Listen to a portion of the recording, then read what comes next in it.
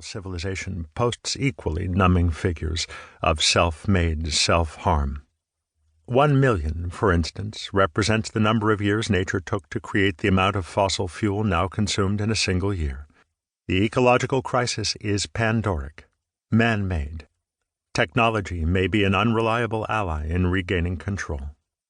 The mathematician Martin Rees describes a revolution in microelectronics that creates at least the possibility of a robotic world beyond the powers of ordinary human beings then to rule.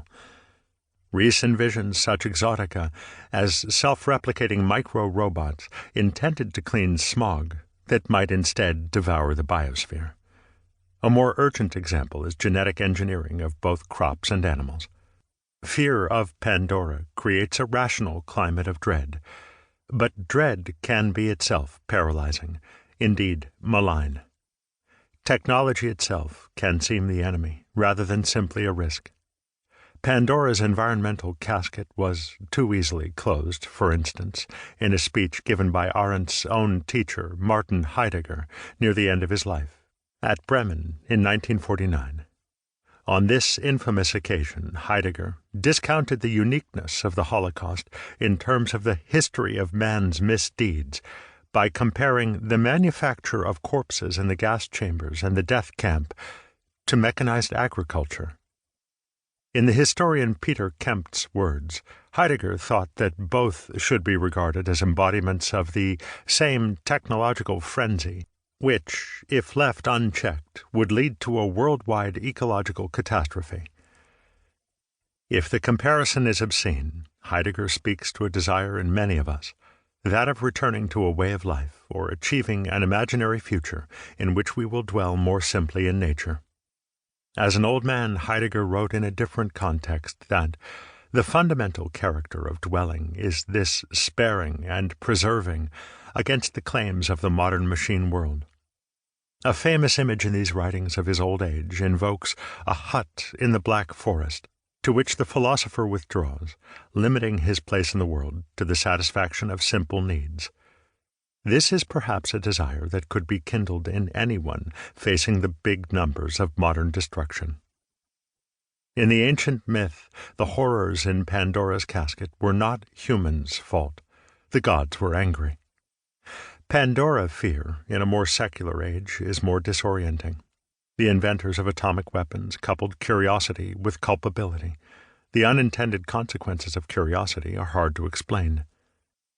Making the bomb filled Oppenheimer with guilt, as it did I. Rabi, Leo Szilard, and many others who worked at Los Alamos. In his diary, Oppenheimer recalled the Indian god Krishna's words, "I am become death, the destroyer of worlds." Experts in fear of their own expertise. What could be done about this terrible paradox? When Oppenheimer gave the Reith Lectures for the BBC, subsequently published as Science and the Common Understanding in 1953, broadcasts intended to explain the place of science in modern society, he argued that treating technology as an enemy will only render humanity more helpless. Yet consumed by worry over the nuclear bomb and its thermonuclear child, in this political forum, he could offer his listeners no practical suggestions about how to cope with it. Though confused, Oppenheimer was a worldly man.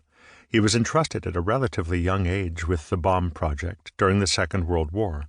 He combined a first-class brain with the talent to manage a large group of scientists.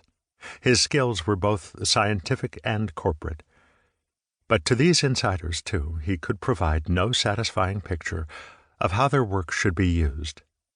Here are his parting words to them on November 2nd, 1945. "It is good to turn over to mankind at large the greatest possible power to control the world and to deal with it according to its lights and its values. The Creator's works become the public's problem." As David Cassidy, one of Oppenheimer's biographers, has observed, the Reith Lectures thus proved a huge disappointment for both the speaker and his listeners. If the experts cannot make sense of their work, what of the public? Though I suspect Arendt knew little about physics, she took up Oppenheimer's challenge. Let the public indeed deal with it. She had a robust faith that the public